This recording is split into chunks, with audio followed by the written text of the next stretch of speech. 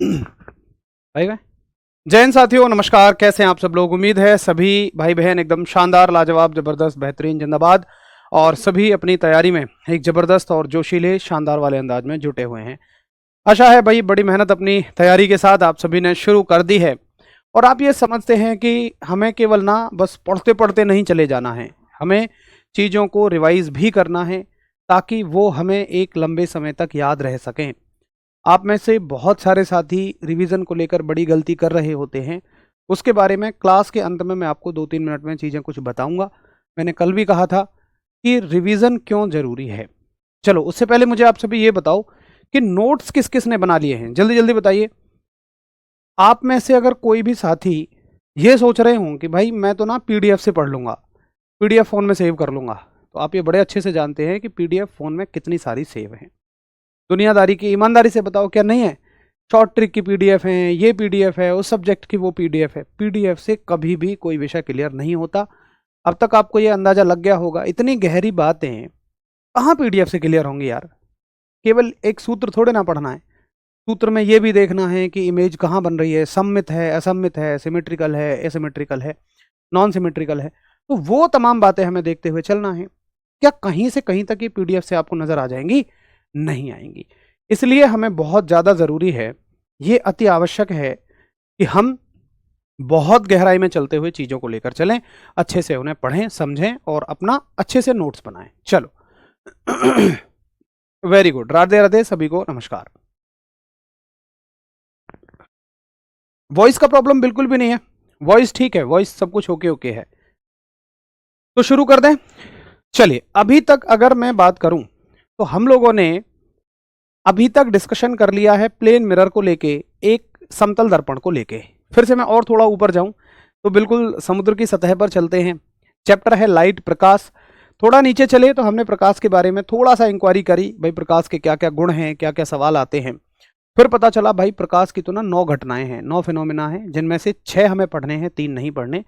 और पहला फिनोमिना था रिफ्लेक्शन, यानी कि परावर्तन। हमने परावर्तन के बारे में जानकारी इकट्ठी की। फिर हमने देखा कि यार परावर्तन तो ना सब चीज़ों से हो रहा है भाई, लेंस से भी, सॉरी, दर्पणों से भी हो रहा है, वस्तुओं से भी हो रहा है। लेकिन वस्तुओं से होने वाला परावर्तन मेरे किसी काम का नहीं है। मेरे काम का है वो रिफ्लेक्शन, वो परावर्तन जो केवल दर्पणों से होता है। अब भाई दर्पण कितने मौजूद हैं? तो दर्पण 2 तरह के हैं। एक वो जो सीधे दर्पण हैं, एक वो जो गोल दर्पण हैं। सीधों को समतल कहा गया, इनको गोलीय कहा गया। तो समतल दर्पण के बारे में हमने और बहुत सारे सवाल पढ़ लिए हैं, बहुत सारे तथ्य पढ़ लिए हैं। और अब बारी आती है गोलीय दर्पणों को पढ़ने की। तो कौन आप में से कह रहा है कि यहां तक का ना सब कुछ क्लियर है? आप मुझसे कुछ भी पूछ लो, यहां तक मुझे बहुत अच्छे से समझ में आ गया है। कौन कहता है कि आज तक का जितना पढ़ाया है कुछ भी पूछ लो, एक एक सवाल यहां याद है? फटाफट बताओ। अगर हाँ, तो फिर आज हम चल सकते हैं स्फेरिकल मिरर पर, यानी कि गोलीय दर्पणों पर। टॉपिक परावर्तन ही चल रहा है, रिफ्लेक्शन ही चल रहा है। आज हम पढ़ेंगे कि कैसे गोलीय दर्पणों से परावर्तन होता है। उससे पहले आपको यह समझना पड़ेगा, यह जानना पड़ेगा कि गोलीय दर्पण क्या होते हैं। हरीश बाबू दूसरा मिरर, अच्छा, कि गोलीय दर्पण कहाँ होते हैं। मैंने और हरीश बाबू ने कोशिश की है बहुत सारे प्रैक्टिकल करने की, आपको दिखाने के लिए। ये मैंने 2 लेजर लाइट भी मंगाई हैं पैसे खर्च करके, इनको जोड़ा भी है, बड़ी अच्छी हैं। लेकिन एक दिक्कत यह है कि यहाँ ना लाइट बहुत ज़्यादा है, तो उसमें ये दिखती नहीं है, इसकी बीम दिखेगी नहीं। तो मैं ना इनके जो प्रैक्टिकल्स हैं वो शॉर्ट वीडियोज़ में बनवा के चैनल पे अपलोड करा दूंगा, ताकि आपको समझ में आ जाए। क्योंकि यहाँ पर ना उजाले में दिखेगी नहीं, ये लेज़र लाइट है, इनकी बीम जो है वो दिखेगी नहीं आपको, हल्की फुल्की दिख भी रही हो, लेकिन पूरी की पूरी बीम आपको शायद नहीं दिखेगी। अच्छा, तो देखो मुद्दा क्या है? मुद्दा ये है कि हमें पढ़ना है गोलीय दर्पणों से प्रतिबिंब कैसे बनता है, गोलीय दर्पणों से इमेज कैसे बनती है, स्फेरिकल मिरर से इमेज कैसे बनती है। अब क्यों पढ़ते हैं हम ऐसा? देखो, पहले मैं आपको एक चीज गजब के महसूस करवाता हूं। देखो यार, समतल दर्पण जो है ना, हमने ये समझा कि उससे बनने वाला प्रतिबिंब ना बिल्कुल सीधा होता है और समान आकार का होता है। बोलो यस और नो, कि वस्तु जितनी सामने खड़ी है ना, सामने दिख रही है, उतना ही आकार का प्रतिबिंब बनेगा, इमेज बनेगी। लेकिन क्या हो अगर मुझे छोटी वस्तु की बड़ी इमेज बनानी हो या बड़ी वस्तु की छोटी इमेज बनानी हो? तो समतल दर्पण तो टाइम टाइम फिस कर जाएगा।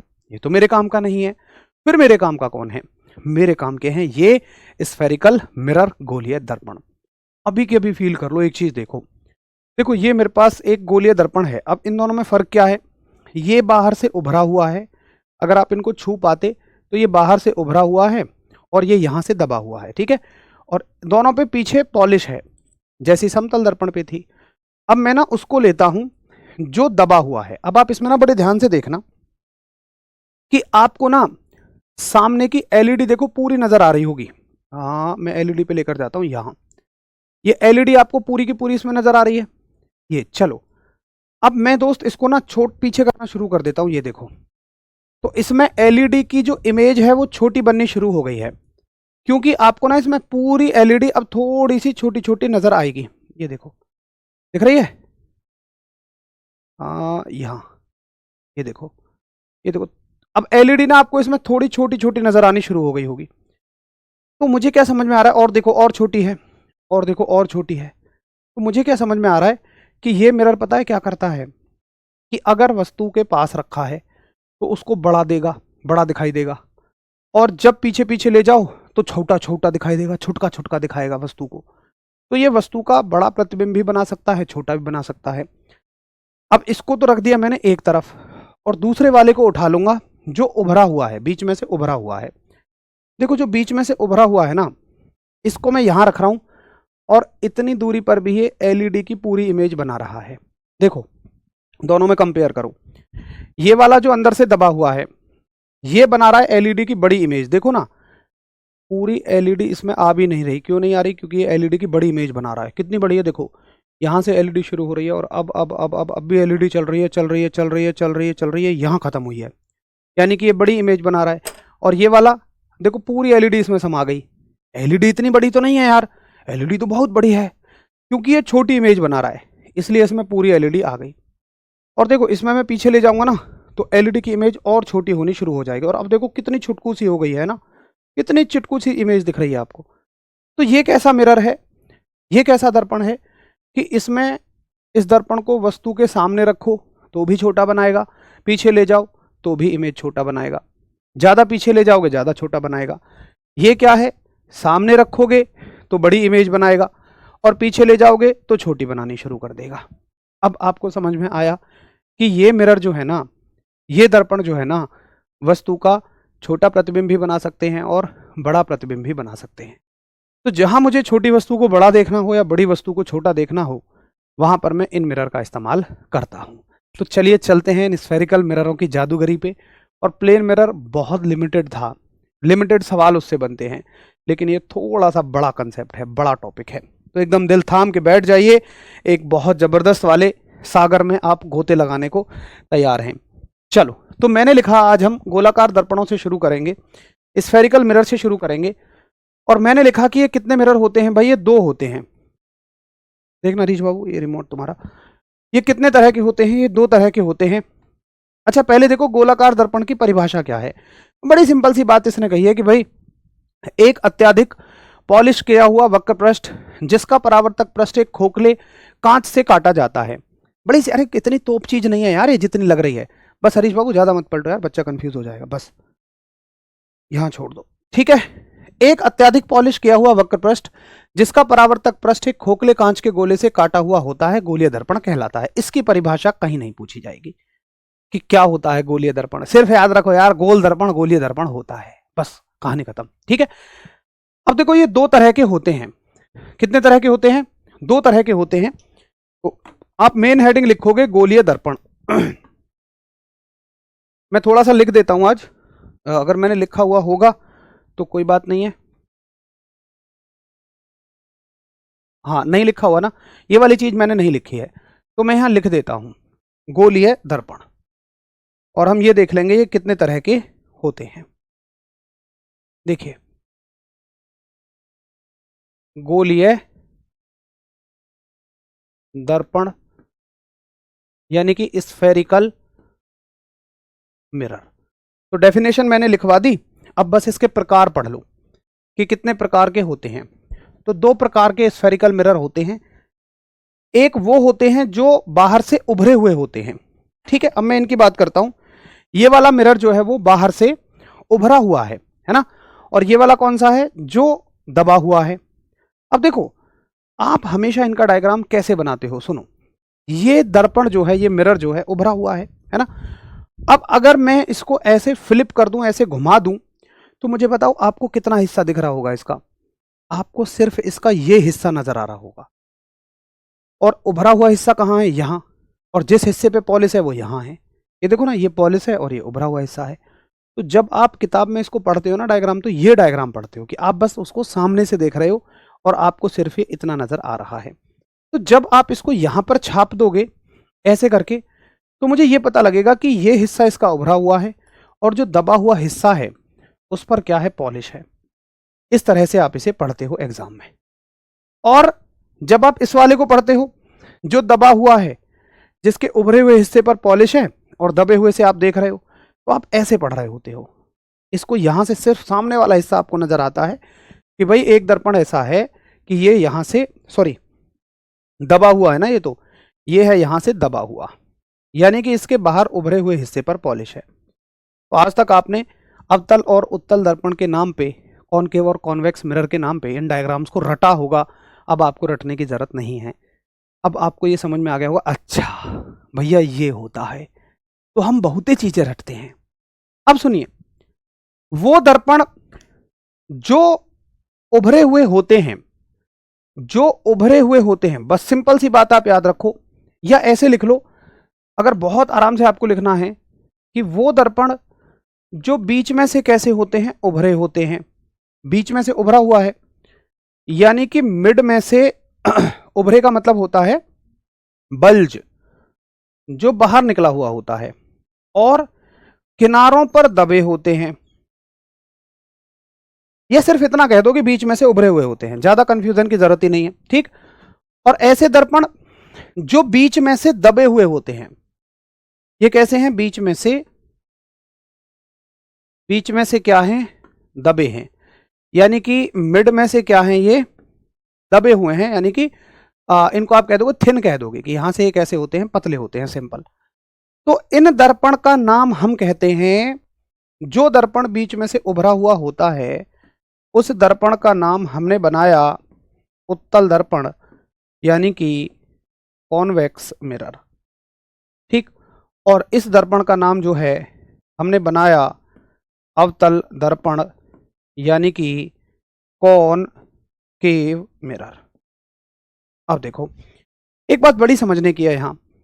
एक बच्चा ये कहता है कि यार भैया एक बात बताओ, तुम इसको ऐसे कैसे कह सकते हो कि ये उभरा हुआ है, बीच में से उभरा हुआ है? भाई अगर ये इधर से उभरा हुआ है तो इधर से दबा हुआ भी तो है, और इसको कैसे दबा हुआ कह सकते हो?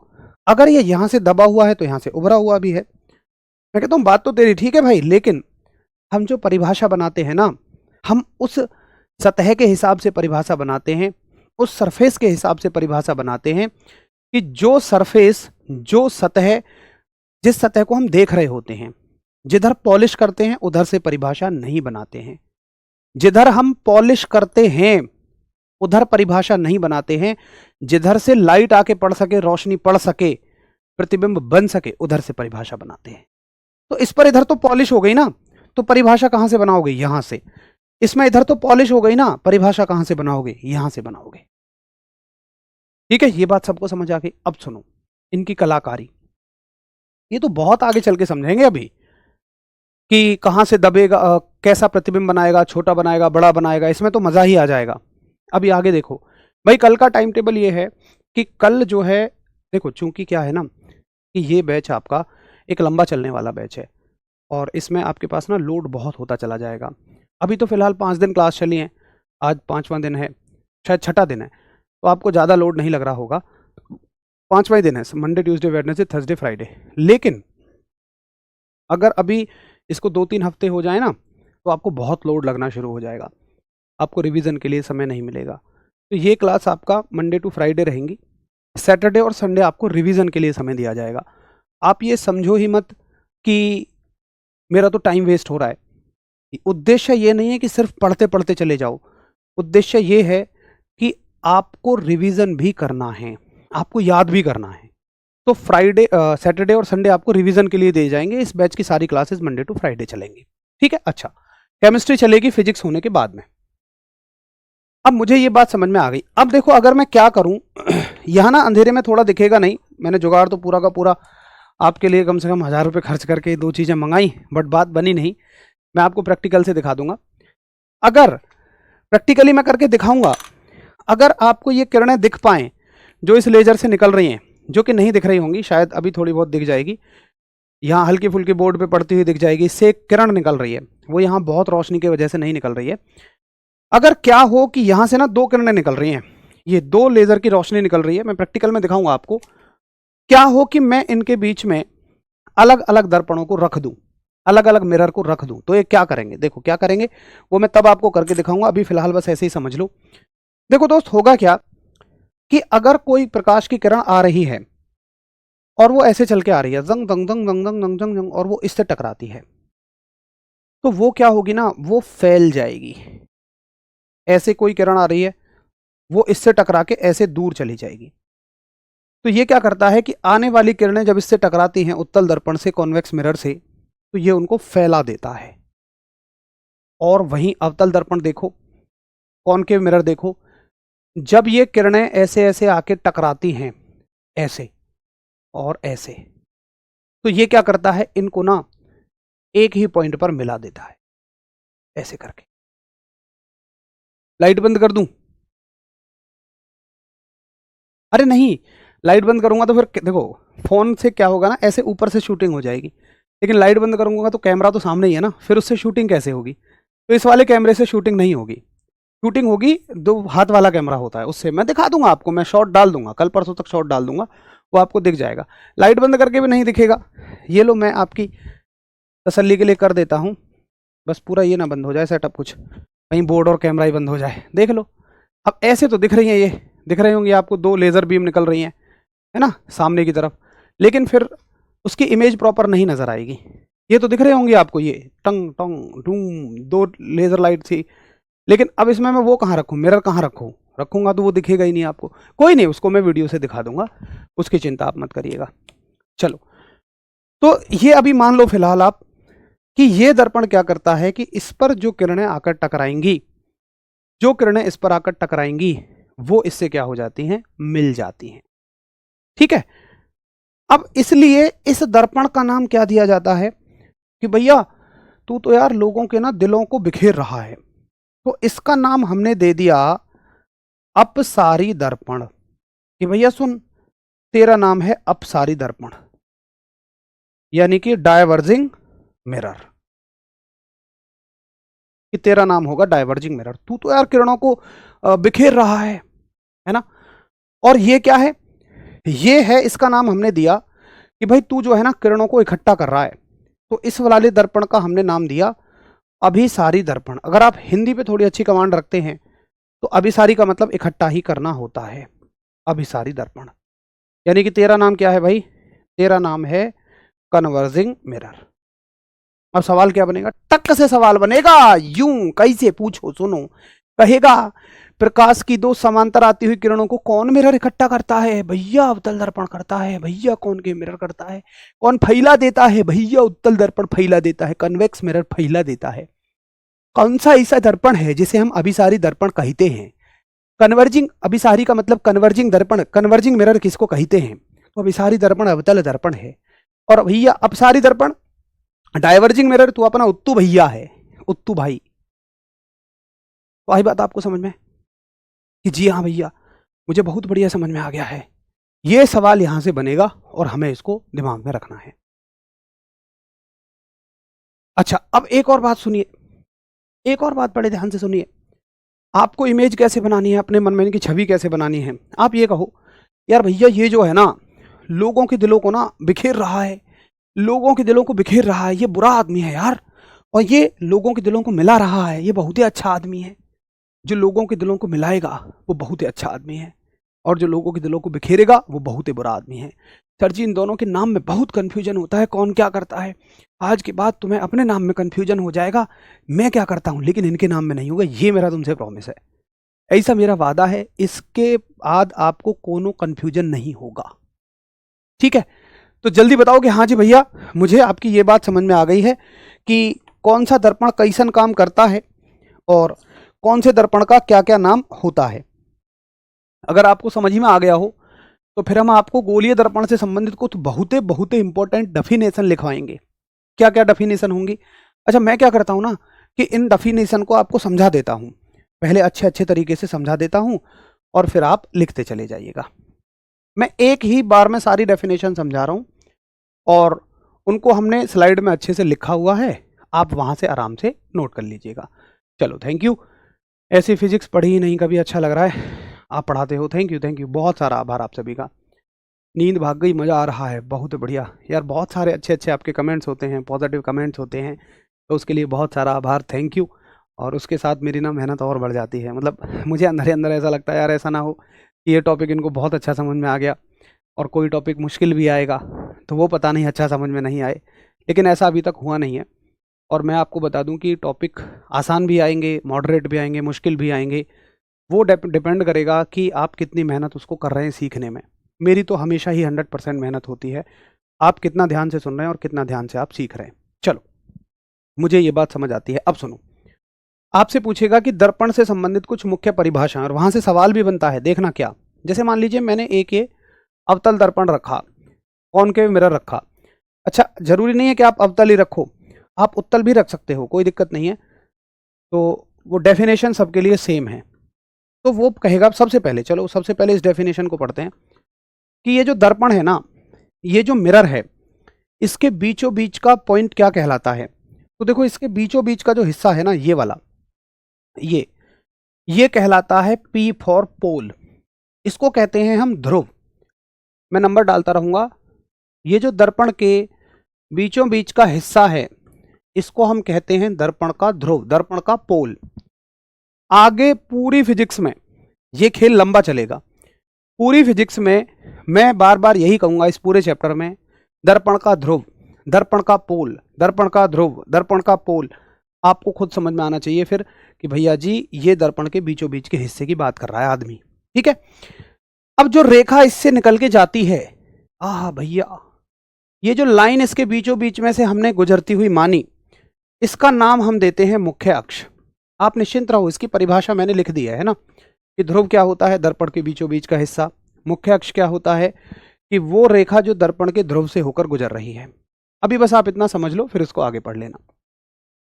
प्रिंसिपल एक्सेस, मतलब इनकी थ्योरी आगे मैंने लिखी हुई है, अभी बस यहां से समझते हुए चले जाइए, ठीक है। प्रिंसिपल एक्सेस भी समझ में आ गया। उसके अलावा अब सुनो, अब आती है मजेदार कहानी। मजेदार कहानी भैया, क्या सुनो, हमने आपको ये बताया कि ये जो दर्पण है ना, ये आने वाली किरणों को क्या करता है, ये इकट्ठा कर देता है। यार इसमें लाइन कहाँ है? चलो खैर, ये क्या करता है, आने वाली किरणों को इकट्ठा कर देता है, ठीक है। यानी कि अगर कोई प्रकाश की किरण इस पर ऐसे आगे टकराएगी तो ये क्या करेगा कि उनको ऐसन ऐसन इकट्ठा कर देगा, ऐसन ऐसन इस पॉइंट पर इकट्ठा कर देगा।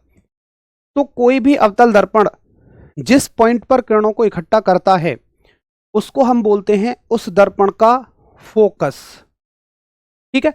तो दूसरा पॉइंट क्या है? दूसरा पॉइंट है फोकस, और फोकस को हम दिखाते हैं कैपिटल F से। और फोकस का मतलब है कि किरणें आई और आकर टकराने के बाद मिल गई, तो जिस पॉइंट पर मिल रहे हैं वो पॉइंट इसका फोकस हो जाएगा। अच्छा, अब तुम कहोगे यार भैया एक बात बताओ, यार ये जो उत्तू भाई है ना अपना अवतल दर्पण भाई जो है, मैं इसको अगले पेज पे ले लेता हूं, है ना, एक सेकंड रुको, इसको हम अगले पेज पे लेते हैं, यहां आ जाएगा। एक सेकंड का समय दो मुझे बस, अगर ये डिलीट हो पाए या सेट है। हाँ ठीक है, बहुत बढ़िया। चलो भाई तुम नीचे, और नीचे चले जाओ। तो अब तुम कहोगे कि यार भैया चलो ये तो मुझे समझ में आ गया कि अवतल दर्पण के केस में तो किरणें जो हैं वो आके टकराएंगी और ऐसे ऐसे करके आके मिल जाएंगी। चलो ये अवतल दर्पण में, मुझे कॉनकेव मिरर में बात समझ में आती है, लेकिन यार उत्तल दर्पण में कहाँ ठीक है ये बात, कॉन्वेक्स मिरर में कैसे ठीक है? मैंने कहा क्या दिक्कत है? वो कहेगा यार कॉन्वेक्स मिरर में तो तुमने भैया ये बताया है कि किरणें आएंगी और टकरा के ऐसे चली जाएंगी, इसका फोकस कहाँ होगा? अब सुनो, बड़ी ध्यान से सुनने वाली बात है, बहुत ध्यान से सुनने वाली बात है कि उत्तल दर्पण में, कॉन्वेक्स मिरर में ये किरणें हमेशा ऐसे बिखरेंगी। देखो भाई सुनो, ये चीजें सच में इतनी आसान नहीं है कि हम इन्हें इग्नोर कर सकें। फोकस आज तक आपने पढ़ा है, लेकिन मैं आपसे पूछूं कि बताओ उत्तल दर्पण यानी कि ये कॉन्वेक्स मिरर है, इसमें फोकस कहाँ होगा? अब इसमें फोकस होगा तो जब जब किरणें आके मिले, इसमें तो कहीं मिल ही नहीं रही। तो होगा क्या कि हम क्या करेंगे कि इन किरणों को पीछे की तरफ एक्सटेंड करेंगे, पीछे की तरफ बस खींचेंगे, इसको भी और इसको भी, और वहां तक खींचेंगे जहां तक कि ये एक दूसरे से ना मिल जाएं। जहां पर ये पीछे खींचने पर मिल रही होंगी वहीं हम क्या बता देंगे, इसका फोकस बता देंगे। तो एक बात आपको ये याद रखनी है कि देखो यहां जो फोकस है ना, ये वास्तविक फोकस है, ये रियल फोकस है। मैंने आपको कल भी बताई थी ये बात कि जब किरणों के मिलने से कुछ होता है तो उसका नाम वास्तविक होता है, उसका नाम रियल होता है। और ये ना कुछ है नहीं, बस हम इसे मान रहे हैं। ये तो किरणें बिखर रही हैं।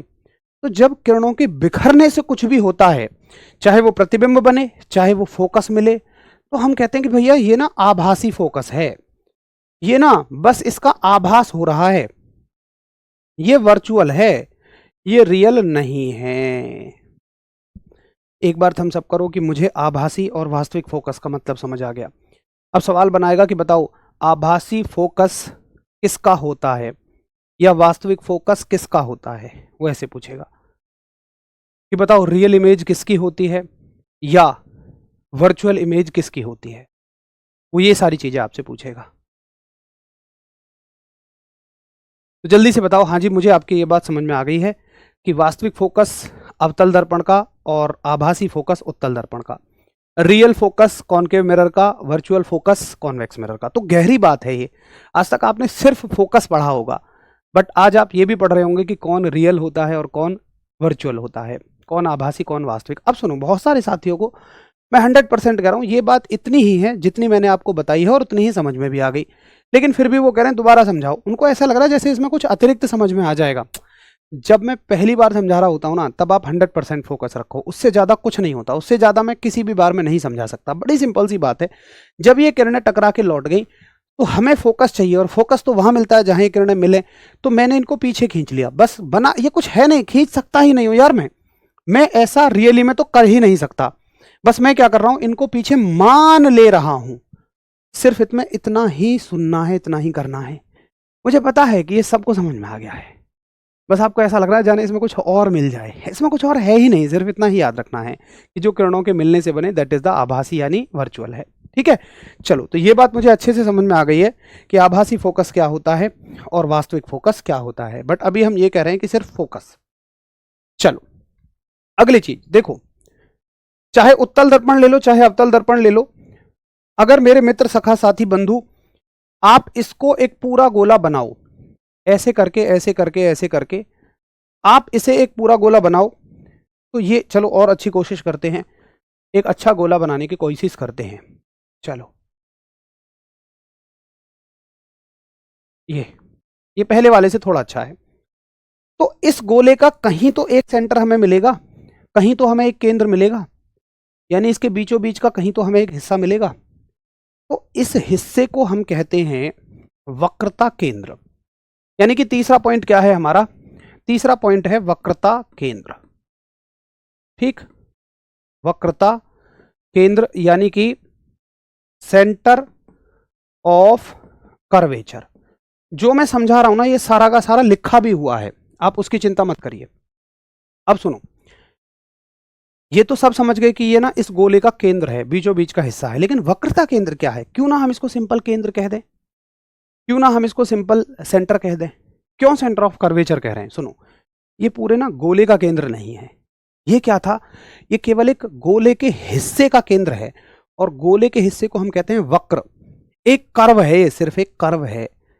तो ये सेंटर किसका है? कर्व का, तो नाम होता है सेंटर ऑफ कर्वेचर। ये सिर्फ वक्र का केंद्र है, तो नाम है वक्रता केंद्र। आज आपको हर एक शब्द का मतलब समझ आएगा। आज तक शायद आपने रटा होगा, वक्रता का मतलब ही पता नहीं होगा, लेकिन अब समझ में आएगा। वक्र का केंद्र, कर्व का centre, that is centre of curvature. वक्रता केंद्र, वक्र का केंद्र। ठीक है, चलो ये समझ में आ गया। अब सुनो अगली बात। इस दर्पण के लिए एक बात याद रखना, आगे वो आगे हम नियम भी बना देंगे उसका, कि सारी दूरियां ना दर्पण के ध्रुव से मापी जाती हैं। सारी दूरियां दर्पण के ध्रुव से मापी जाती हैं। तो यहां से आप ये देखोगे कि अगर मैं देखूं दर्पण के ध्रुव से और यहां तक की जो दूरी है, ये जो दूरी है, इसको मैं बोलता हूं मेरे मित्र सखा साथी फोकस दूरी। दर्पण के ध्रुव से फोकस तक की दूरी को फोकस दूरी बोलता हूं और मैं इसको छोटे एफ से दिखाता हूं। देखो, जो पॉइंट है, जो जगह है, उसको मैं बड़े एफ से दिखाता हूं, वो फोकस है, और जो यहां से यहां तक की दूरी है उसको मैं फोकस दूरी कहता हूं। तो नंबर चौथा पॉइंट मेरा यही आता है कि व्हाट इज द छोटा एफ। तो छोटा एफ है फोकल लेंथ, इंग्लिश में बोलते हैं इसको फोकल लेंथ, यानी कि फोकस दूरी। तो जरा बताओ कि हाँ जी, मुझे आपकी बात समझ में आ गई है कि क्या होती है फोकस दूरी, क्या होती है फोकल लेंथ। ठीक, अब सुनो, ये तो यार सबको समझ में आती होगी। अगर मैं ना थोड़ा अलग बना रहा हूं क्योंकि ये ज़्यादा घुचड़ पुचड़ सा हो जाएगा। अगर मैं ये कहूं कि ये एक मिरर है और ये उसका बीचों बीच का हिस्सा है, ये दर्पण का पोल है, बीचों बीच का हिस्सा सी है, और मैं अगर इसकी सरकमफेरेंस यानी कि परिधि से यहाँ तक की दूरी देखूं तो ये क्या होती है भाई, बीचों बीच से और बाहर तक की दूरी त्रिज्या होती है। ये आपने शायद मैथ्स में पढ़ा हो, ना पढ़ा तो अब समझिए, ये होती है त्रिज्या। इसको दिखाते हैं हम आर से। लेकिन फिर से वही बात है कि एक वक्र की त्रिज्या है, पूरे गोले की त्रिज्या नहीं है, इसलिए इसका नाम तुम कहोगे कि भैया जो आर है ना, ये भैया ये पूरे गोले की त्रिज्या नहीं है भैया, ये केवल क्या है, ये तो भैया एक वक्र की त्रिज्या है। तो इसका नाम तुम क्या दोगे, वक्रता त्रिज्या, और इंग्लिश में इसे कहोगे रेडियस ऑफ कर्वेचर। यहां से नोट करने की जरूरत नहीं है, ये तो सब मैंने बड़े अच्छे अच्छे तरीके से एकदम मनपसंद डायग्रामों की मदद से लिखवा दिया है। मुख्य अक्ष क्या होता है, ध्रुव क्या होता है, उसके अलावा ये सवाल हम अभी करेंगे एक साथ, और फोकस दूरी क्या होती है, उसके अलावा ये सवाल अभी करेंगे हम एक सेकंड में। मुख्य फोकस क्या होता है, फोकस को ही मुख्य फोकस कहते हैं। तो ये मैं आपको दिखा रहा हूँ कि मैंने सब कुछ बड़े अच्छे तरीके से लिखवा दिया है। तो जरा बताओ कि ठीक है, ये इतनी डेफिनेशन कोई बहुत बड़ी तोप चीज़ नहीं है, और मैं तो इनको अच्छे से समझ गया हूँ और मैं बड़े अच्छे से इनको कर लूँगा या कर लूँगी। फटाफट से थम्स अप करो, हाँ जी क्लियर है कि ठीक है भैया, ये सारी डेफिनेशन मैंने बहुत अच्छे से समझ लूँगा, याद कर लूँगा। ठीक है, अब देखेंगे इनसे बनने वाले सवाल। अब देखो एक चीज़ पहले, सबसे पहले एक बहुत बेहतर सी बात मैं यहाँ से कंक्लूड करता हूँ, कंक्लूजन निकाल रहा हूँ। मतलब मैं कह रहा हूँ कि देखो, ये है फोकस दूरी, और भाई यहां से यहां तक की दूरी क्या है, आर है। ठीक है, तो ये है फोकस दूरी और ये है आर। आर इतनी है, फोकस दूरी इतनी है। तो कहीं ना कहीं मुझे ये समझ में आ रहा है कि ये जो है ना, ये ज़्यादा है इससे। और कितनी ज़्यादा है भैया, एग्जैक्टली 2 गुनी। तो मैं कहूँगा आर जो है ना, आर जो है ये 2 गुनी होती है एफ की। आर 2 गुनी होती है एफ की। अब सुनो, मैं बड़ी गहरी बात अगर तुम्हारे दर्द पे हाथ रख दूं तो दर्द ये है भैया, यार ये ना सुनने में तो चलो समझ में आ गया कि आर जो है ना वो 2 गुनी है एफ की, लेकिन यार लिखने में उल्टा उल्टा लग रहा है। अगर आर 2 गुनी है ना तो यार 2 के साथ आर लगाओ ना, ऐसे लिखो। ये दर्द किस किस का है? तो साथी ऐसे दर्द को निवारण के लिए आप सिंपल एक काम किया करो। अगर मैं ये कह रहा हूँ आर 2 गुनी है और ये रिलेशन ठीक है या नहीं, तो आप एक काम करो, एक एग्जाम्पल उठाओ और उसमें एफ की कुछ वैल्यू मान लो। मान लो हमें सवाल में दिया गया एफ 10 सेंटीमीटर है, तो आर बताओ। तो इस फॉर्मूले से आर कितनी हो जाएगी, 2 गुणा एफ। एफ की वैल्यू 10 है तो ये कितनी हो जाएगी, 20 सेंटीमीटर। मतलब क्या यहाँ पर मुझे समझ में आ गई कि हाँ ये इसकी 2 गुनी होती है, ये इसकी 2 टाइम्स होती है। तो रिलेशन यही सही है। तुम्हारे वाले रिलेशन से ये उल्टा हो जाएगा। ठीक है बच्चा पार्टी, अब सुनो, एक गड़बड़ तुम क्या करते हो, एक बहुत ब्लंडर मिस्टेक बता रहा हूं तुम्हारी।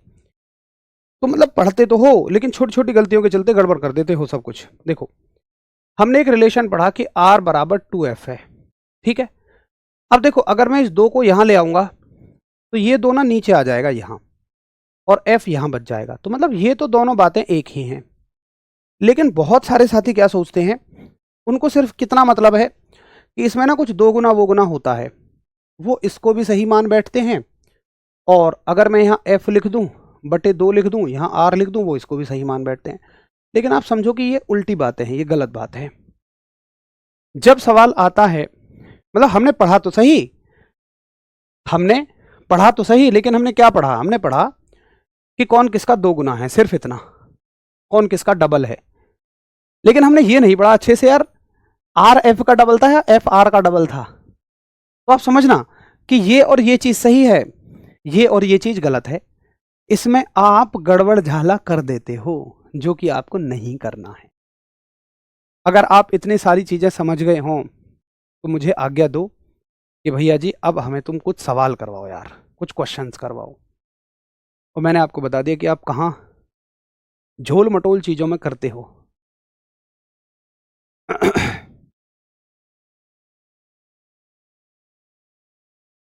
बहुत बढ़िया, बहुत बढ़िया। सर वक्र मतलब गोला या बॉल है क्या? क्यों ऋषिकेश, बताओ क्यों? मैं तुमसे पूछता हूं, क्या मैं तुमसे कहूं कि क्या पानी का मतलब आग है क्या? क्यों हमें जबरदस्ती उसको दूसरी चीज बना रहा है? भाई वक्र का मतलब है सिंपल एक ऐसी सतह है बस, जो सीधी नहीं है, गोल है, हल्की मतलब ऐसी कर्व है। गोल का मतलब होता है गोला यार, गोल मत कहो उसको ना, कर्व कहो उसको, कर्व कहो, वक्र कहो, है ना? तो गोला या बॉल क्यों कहेंगे हम? कर्व का मतलब कर्व है, वो सिंपल एक वक्र है। अब डेफिनेशन आप बाद में आराम से नोट करिएगा, सारी डेफिनेशन मैंने अच्छे से लिखवाई हुई है। वक्रता त्रिज्या की लिखवाई हुई है, मुख्य अक्ष की लिखवाई हुई है, और ध्रुव की लिखवाई हुई है, पोल की लिखवाई हुई है। उसके अलावा अब ये सवाल करके दिखाओ, एएलपी और टेक्नीशियन का आया हुआ सवाल है 10 अगस्त 2018 शिफ्ट 2 कि गोलाकार दर्पण की प्रतिबिंबित सतह के केंद्र को क्या कहा जाता है?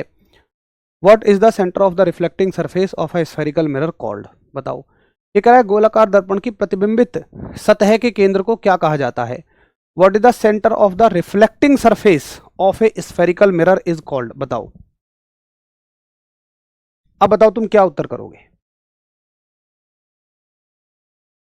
बहुत बढ़िया भाई, थैंक यू कमलेश भाई, थैंक यू आपका। अब देखो यहां बड़ा कंफ्यूजन है। अबे तुम भैया, अबे यार देखो यार, ये डी वाले तो एक तरफ हट जाओ पहले तो, ये डी वाले एक तरफ हट जाओ। फोकस तो बिल्कुल नहीं कह सकते यार, फोकस तो वो बिंदु होता है जहां से किरणें मिलती हैं या मिलती हुई बस नजर आती हैं, मिलती हैं अवतल दर्पण में, मिलती हुई नजर आती हैं उत्तल में, वहां क्योंकि मिल नहीं रहे ना एग्जैक्टली, बस वहां मिलती हुई नजर आती हैं। यार फोकस कोई बीच सेंटर थोड़ी है, फोकस तो सिर्फ फोकस है। अब तुम एक चीज में कंफ्यूज हो रहे हो। देखो हमने सेंटर के नाम पर दो चीजें पढ़ी, कौन सी चीजें पढ़ी केंद्र के नाम पर? देखो ये पॉइंट भी बीचों बीच में है जिसका नाम हमने पोल दिया, और मेरे मित्र सखा बंधु साथी ये जो पॉइंट है ये भी बीचों बीच में है। अब मैं कौन से का उत्तर करूं? देखो इसने कहा है, एक चीज समझो कि गोलाकार दर्पण की प्रतिबिंबित सतह, यानी कि वो सतह, वो सरफेस जहां से रिफ्लेक्शन होता है। What is the centre of the reflecting surface? Reflecting surface यानी सतह। अच्छा चलो हर चीज छोड़ो, तो ये कह रहा है कि गोलाकार दर्पण की सतह का केंद्र, चलो ये भी छोड़ दो, सतह का केंद्र, गोलाकार दर्पण के सतह का केंद्र। देखो मेरे मित्र सुनो कि हमने इस डायग्राम को कैसे बनाया है। भाई ये दर्पण था, सुनना बड़े ध्यान से, ये दर्पण था। अब बहुत ध्यान से सुनने की बात है, ये दर्पण था, इसके बीचों बीच के पॉइंट को मैंने पोल माना है। बहुत ध्यान से सुनना, इसके बीचों बीच के पॉइंट को मैंने पोल माना है, और ये जब दर्पण को मैंने ऐसे घुमाया है तो ये तो हवा में चल रहा है ना सब कुछ। भाई मैं ये मान रहा हूं सिर्फ कि यार ये गोला यहां पूरा होगा, मैं मान रहा हूं। देखो मैं मानी हुई चीजों को हमेशा डैश से दिखाता हूं, इंजीनियरिंग में मानी हुई चीजों को डैश से दिखाया जाता है। डैश का मतलब है मानी हुई चीजें। सुनो बड़े ध्यान से, तो यहां कोई सतह थोड़ी है, यहां कोई सरफेस थोड़ी है। सरफेस तो वो है जो दिखे, जो हो वास्तव में, ये तो सिर्फ मैंने माना है। ये कोई यहां कुछ है थोड़ी, यहां से क्या परावर्तन होगा यार? परावर्तन तो तभी होगा जब यहां से टकराएगी किरण। और परावर्तक सतह कौन सी है? भाई परावर्तक सतह तो ये है, रिफ्लेक्टिंग सरफेस तो ये है, और इसके बीचों बीच के पॉइंट का मतलब मैंने यहां पोल माना हुआ है, ये मान लिया मैंने पोल, यानी कि ध्रुव, यानी कि मतलब वो यहां पर है, इसके बीचों बीच में है। तो कुल मिलाकर परावर्तक सतह कह रहा है तो तुम यहीं तक लिमिटेड हो गए बस। जो भी है यहां का है, ये कुछ है ही नहीं, यहां तो हवा है, यहां कोई सतह थोड़ी है, यहां कोई सरफेस थोड़ी है ना?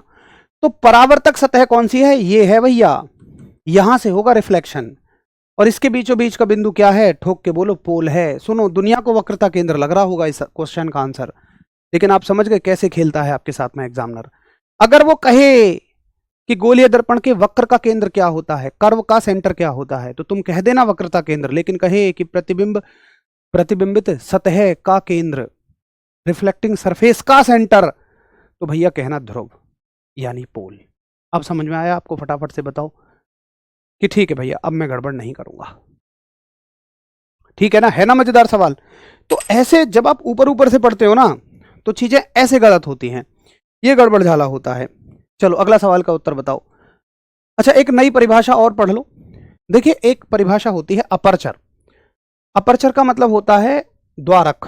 द्वारक क्या होता है? देखो, द्वारक का मतलब है कि जैसे हमने कहा ये एक दर्पण है, तो इस दर्पण की, ये एक दर्पण है, ये एक मिरर है, तो इस मिरर का हाइट कितनी है, इस मिरर की ये वाली ऊंचाई कितनी है, इसकी हाइट कितनी है। मतलब अगर आप इसको सिंपली यहां देखोगे ना, तो मैं कहूंगा मुझे बस यहां से यहां तक की सीधी हाइट बता दे भाई, यहां से लेके यहां तक की सीधी हाइट, खड़ी हाइट, खड़ी।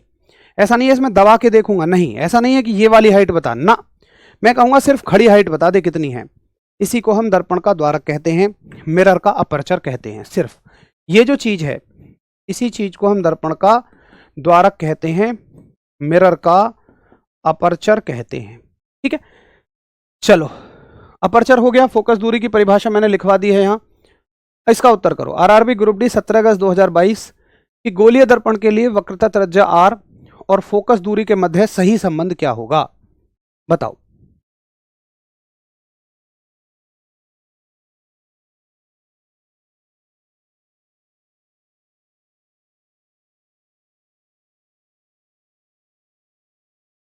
करिए इस क्वेश्चन का आंसर। तो आप कहोगे कि यार बड़ी सिंपल सी बात है। मैं तो भाई देखो ये जानता हूं, ऐसे सवालों में ना ऑप्शन देखने से पहले अपना फैक्ट लिखो जो तुम्हें आता है। तो मैंने तो ये पढ़ा कि आर जो होती है ना, वो दोगुनी होती है फोकस दूरी की। क्या ऐसा कोई हमें डायरेक्ट रिलेशन दिया हुआ है? आर बराबर 2f तो नहीं दिया हुआ। तो मैं दूसरे तरीके से कैसे लिख सकता हूं कि अगर ये दो यहां आना चाहे तो बिल्कुल आ सकता है। यहां क्या बच जाएगा? f बच जाएगा। तो f बराबर r/2 हो जाएगा। f बराबर r/2 और राइट आंसर ऑप्शन क्या हो जाएगा? डी। देखो यार, एक बच्चा कह रहा है जी ए उत्तर लगा दिया। यार समझो तो सही, ए क्या कह रहा है? ए कह रहा है 1/r बराबर 2/f। क्या ये हमारे इससे मैच कर रहा है?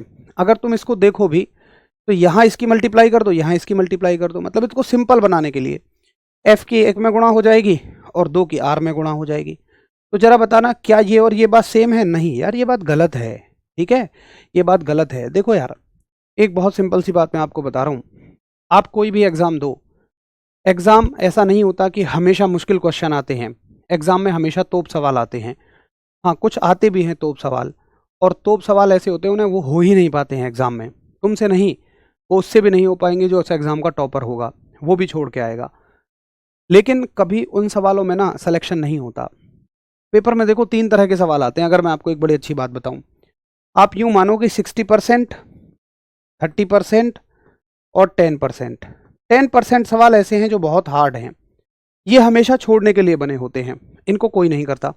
60% सवाल इजी हैं, आसान हैं, इनको हर वो बच्चा करके आएगा जिसने थोड़ी सी भी तैयारी कर ली होगी। जो थोड़ी बहुत भी तैयारी कर लेगा, सिंपल सिंपल सवाल पूछ ले कि बताओ अवतल दर्पण अभिसारी है या अपसारी है, जिसने याद किया हुआ है कर आएगा।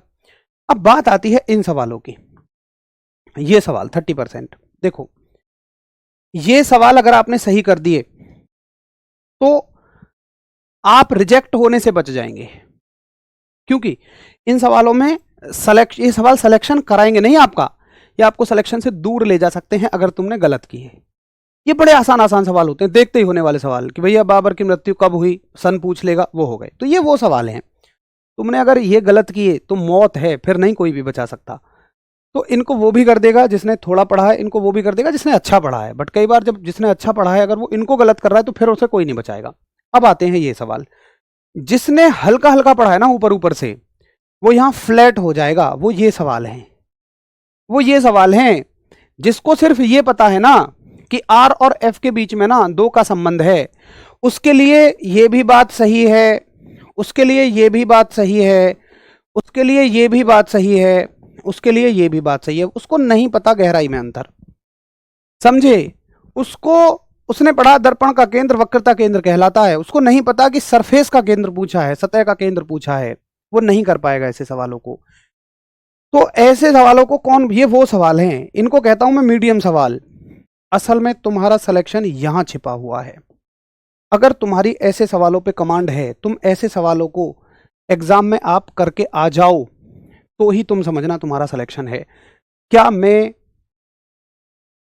मैं सही कह रहा हूं कि मॉक टेस्ट में वाकई में बहुत सारे सवाल ऐसे होते हैं जिन्हें तुम आराम से कर देते हो, और बहुत सारे सवाल ऐसे होते हैं जिन्हें बाद में देखकर ऐसा लगता है यार मैं कर तो सकता था, बट मुझसे छोटी सी गलती की वजह से गलत हो गया। और ये हमेशा होता रहेगा जब तक आप अपने सिलेबस पर बहुत अच्छी कमांड नहीं बनाओगे, जब तक आप चीज़ों को बहुत ध्यान से नहीं देखोगे, जब तक आप हर बात पे अच्छे से नहीं सुनोगे। समझ गए?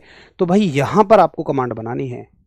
उम्मीद है आप मेरी बात को अच्छे से समझ गए होंगे, और ये तब तक नहीं बनेगी जब तक आप चीज़ों को ध्यान से नहीं देखोगे। अगला सवाल है आरपीएससी एलडीसी 10 जनवरी 2014, इसी परीक्षा का आया हुआ सवाल है। भैया ध्यान से करो एक बार। तो इन 30% पे हमें कमांड बनानी है, और ये 30% देखो ऐसा नहीं है कि आपको कुछ अलग पढ़ने से आएंगे, नहीं, ये 30% है पढ़ने के साथ आंखें खोलकर उत्तर करने से, हेडिंग के साथ पढ़ने से। पढ़ तो रहे हो, याद तो है R बराबर 2F है, F बराबर 2R, बट इतना ही नहीं पता कि कौन सा सही है। तो ये सवाल आएंगे जब आंखें खोल के पढ़ोगे, हेडिंग के साथ चीजों को याद करोगे, है ना। बहुत बढ़िया। तो इसका आंसर हो जाएगा, अब तुम गलती नहीं कर रहे हो, R बराबर 2F, ठीक है। तो राइट आंसर ऑप्शन हो जाएगा बी, ठीक है। अगला सवाल बताओ, आरआरबी ग्रुप डी 22 अगस्त 2022, किसी दिए गए गोले दर्पण की वक्रता त्रिज्या -20 सेंटीमीटर है, रेडियस ऑफ कर्वेचर है -20 सेंटीमीटर, दर्पण की फोकस दूरी ज्ञात करो, फोकल लेंथ ज्ञात करिए। मैंने पढ़ा है R बराबर 2F, R की वैल्यू कितनी है -20, 2, F की वैल्यू मुझे निकालनी है, 2 से 10 बार कट जाएगी, माइनस का 10 बचेगा, यानी कि F की वैल्यू हो गई -10 सेंटीमीटर। ये मत कहना भैया F को इधर ले गए हो, इसको इधर ले आए तो प्लस का हो गया, नहीं। जब दोनों की साइड बदलते हो ना, तब साइन चेंज नहीं होता है, क्योंकि चेंज होगा तो इसके लिए भी होगा, इसके लिए भी होगा, वो अंतर बराबर हो जाएगा।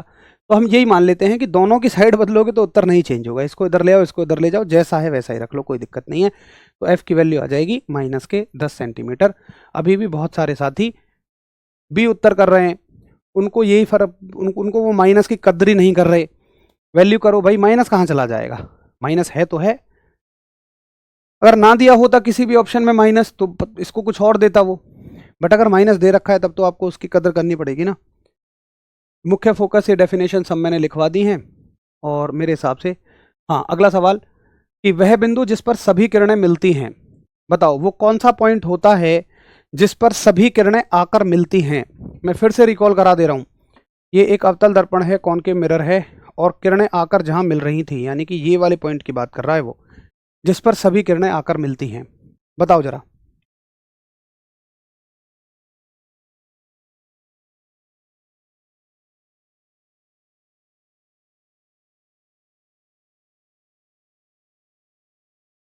बहुत बढ़िया। तो उसको हम क्या कहते हैं, फोकल पॉइंट कहते हैं, या फोकस पॉइंट कहते हैं, फोकस बिंदु कहते हैं।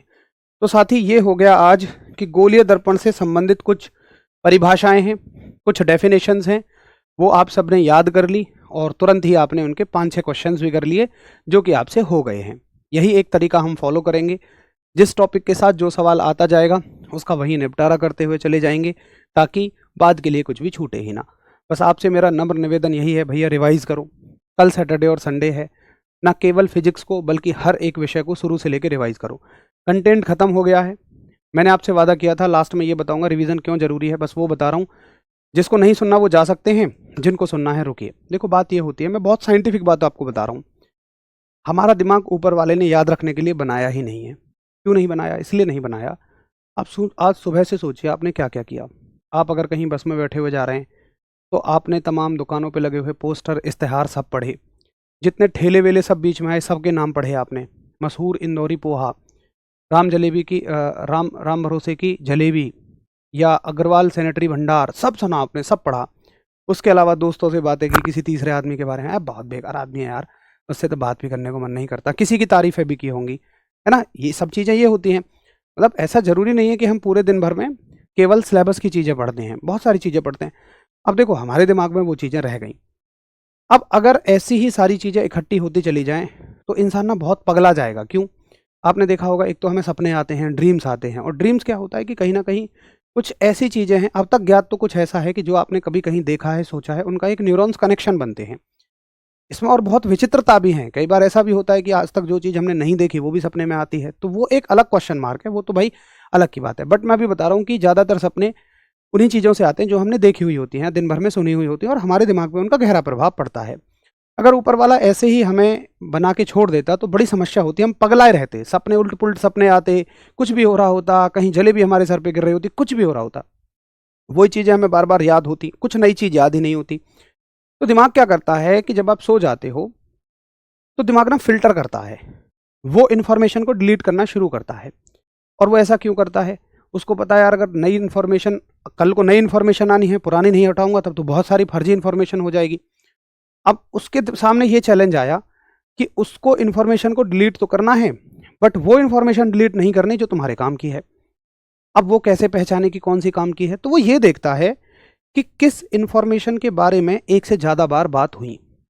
अब मान लो तुमने ठेली पे चलते हुए पढ़ा कि मशहूर इंदौरी पोहा, तो इसके बारे में दोबारा तुमने कभी नहीं सोचा, दिमाग में बन के रह गई, सपने में जरूर आ सकती है, लेकिन डिस्कस तो तुमने किसी से नहीं किया। अब डिस्कस नहीं किया तो दिमाग इसको टक्क से उड़ा देगा। वो कहता है कि जिसको एक बार पढ़ा गया है ना, वो चीज़ इसके काम की नहीं है, उड़ाता चला जाएगा, और उस चीज़ को बचा लेगा जिस चीज़ को तुम बार बार डिस्कस कर रहे हो। तो कभी सोच के देखो, आज के बाद तुम मशहूर इंदौरी पोहा नहीं भूलोगे, क्योंकि तुमने डिस्कस कर लिया, तुम्हारा दिमाग सेव कर देगा। मैं लिख के दे रहा हूँ, मैं जब भी पूछूंगा बताओ मशहूर इंदौरी पोहा क्या मैंने बताया था, तुम्हें याद आएगा। क्यों याद आएगा? क्योंकि हमने डिस्कस कर लिया, और मैंने 2 नहीं, 3 नहीं, 4-5 बार डिस्कस कर लिया। तो हमारा दिमाग, समझ गए होंगे आप, सिर्फ उस इंफॉर्मेशन को सेव करता है जिसको एक से ज्यादा बार डिस्कस किया गया होगा। जिसको डिस्कस ही नहीं किया गया होगा उसको उड़ा देगा। इसलिए कहते हैं बार बार रिवीजन करो। इसलिए किसी का दिमाग 1 दिन में उड़ा देगा, किसी का 2 दिन में, किसी का 3 दिन में, किसी का 4 दिन में, बट उड़ा जरूर देगा पहली बार की पढ़ी हुई इन्फॉर्मेशन को। इसलिए कहते हैं कि उसको 2-1 दिन में रिवाइज कर लो। हर दिन रिवाइज करोगे तो वो आपको रिकॉल रहेगी, दिमाग उसको परमानेंट मेमोरी में डाल देगा, उसको फिक्स कर देगा। अब मान लो जैसे आपने मंडे को हमने पढ़ा, उसको रिवाइज कर लिया, अब कल सैटरडे संडे है, सारे सब्जेक्टों को शुरू से रिवाइज करो। एक बार फिर रिवीजन हो गया। अगले सैटरडे को क्या करना है? जितना शुरू से पढ़ा है फिर उसको रिवाइज करो। उसके अगले सैटरडे जितना शुरू से पढ़ा है फिर रिवाइज करो। मैं भाई आपको लिख के दे रहा हूँ, ये ना मैंने आपको 6 वर्षों की तैयारी का अपना अनुभव दिया है। मैं भी गवर्नमेंट जॉब में हूँ, कैसे सिलेक्शन लिया जाता है, कैसे आपको चीज़ें ज़्यादा याद रह सकती हैं, मैंने आपको वो तरीका बताया है। आप बस इसको ना 21 दिन फॉलो करके देखो, 3 हफ्ते आपको अपने अंदर ना एक तूफानी परिणाम नजर आएंगे। आपको ऐसा लगेगा जैसे सारी चीज़ें याद हैं। मॉक टेस्ट में सवाल आ रहा है, लग तो रहा है पढ़ा है, लेकिन क्वेश्चन का आंसर एग्जैक्टली याद नहीं आ रहा। क्यों याद नहीं है? वो याद नहीं है। पेपर से पहले ये डर लग रहा है, यार ऐसा लग तो रहा है कि पढ़ा है, बट कुछ भी याद नहीं है। क्यों? रिवीजन नहीं किया। आप करके देखो, 21 दिन करके देखो, 3 हफ्ते, एक बहुत ज़बरदस्त परिणाम नजर आएंगे। मॉक टेस्ट में अच्छे नंबर आने शुरू हो जाएंगे। ये वो चीज़ें हैं यार कि जिनको ना आप इसलिए नहीं करते हो क्योंकि ये कोर्स में नहीं है, कोई टीचर नहीं करवा रहा है आपको, इसलिए नहीं कर रहे हो। ये अपने आप से करने की चीजें होती है। रिवीजन खुद का है। जैसे एक बच्चा मुझसे कहता भैया रिवीजन करवा दो, अरे मैंने कहा धत तेरे की यार, तूने रिवीजन का मतलब ही खत्म कर दिया। रिवीजन का मतलब है जिसने विजन किया हुआ हो उसको री करे। तुम अपने दिमाग पे जोर डालोगे ना जितना, उतना चीजें याद होंगी। तुम सोच के देखो, मैथ्स का वो क्वेश्चन जिसमें तुम अटके थे और तुमने ध्यान से उसको करने की कोशिश की, जुगाड़ तुगाड़ लगा के कर लिया, सीख लिया, तुम उसको कभी नहीं भूले। लेकिन वो क्वेश्चन जिसमें तुम अटके और तुमने छोड़ दिया, तुम आज तक अटकते हो उस टॉपिक पर। और मैं कहता हूं भाई, सिलेबस की सबसे बड़ी खास बात है, किसी भी सब्जेक्ट में तुम एक चीज़ छोड़ के देख लेना, तुम्हें ऐसा लगेगा जैसे हर जगह वही चीज़ परेशान करेगी तुम्हें। मॉक टेस्ट में नंबर तो उसकी वजह से नहीं आएंगे, कहीं एग्जाम में फेल हो गए एक आध नंबर से तो वही वजह बनेगी। तुम्हें ऐसा लगेगा कि वो चीज़ ना बहुत परेशान कर रही है, तो छोड़ना तो कुछ है ही नहीं, कैसे भी करके उसका वही सॉल्यूशन कर लो। चलो, उम्मीद है आपको मेरी बात समझ में आ गई होगी। अब हम मिलेंगे मंडे को, सोमवार को, और आशा है कि आप बताई गई बातों पर अमल करेंगे। 2 दिन बड़े अच्छे से रिवीजन करेंगे। नमस्कार, धन्यवाद, जय हिंद।